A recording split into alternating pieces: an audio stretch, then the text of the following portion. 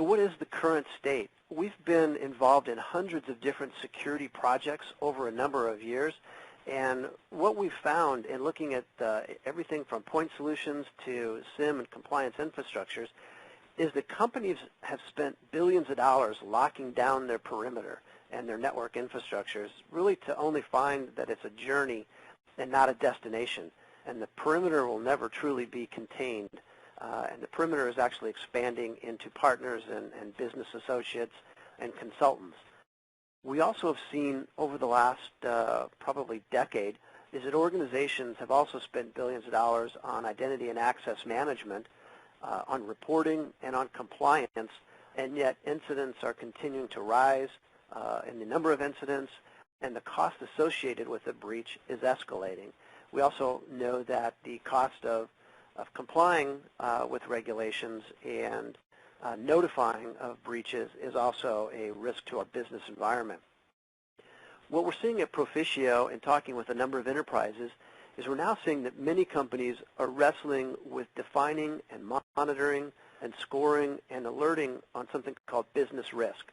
The business risk is often based on user activity, their access rights, and the behavior of the users. So the model has gone from the perimeter to the access and compliance to the business risk and looking at insiders, their access rights, and what are the actual behavior of the insider environment.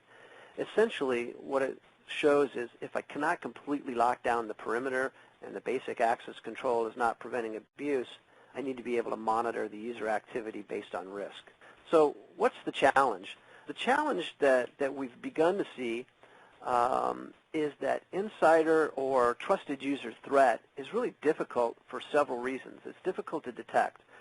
Some of the reasons are, that users have multiple identities.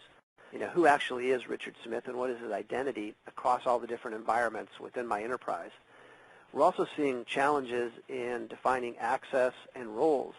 And, what are the roles and specific access rights to my individual users? I can provide them with a simplified user sign-on, but where do they have access and what are they actually doing? So there's many challenges that organizations face in monitoring the activity of a specific user and their identities across all the different access points that they have access to. And then the next question is, what do I really care about? What are the accesses and transactions and behaviors that I care about, and how do I base that risk profile? And what do I do to manage that risk profile? What we also find is there's really no known signatures or patterns of risky users that are out there in the marketplace today.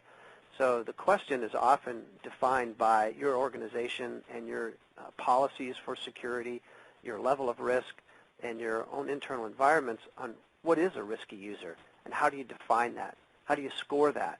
How do you monitor and alert based on what is determined to be a risky user? And what are their behaviors? And so those are the challenges that we're seeing organizations face today after they've moved from the perimeter to the access and now to the business risk.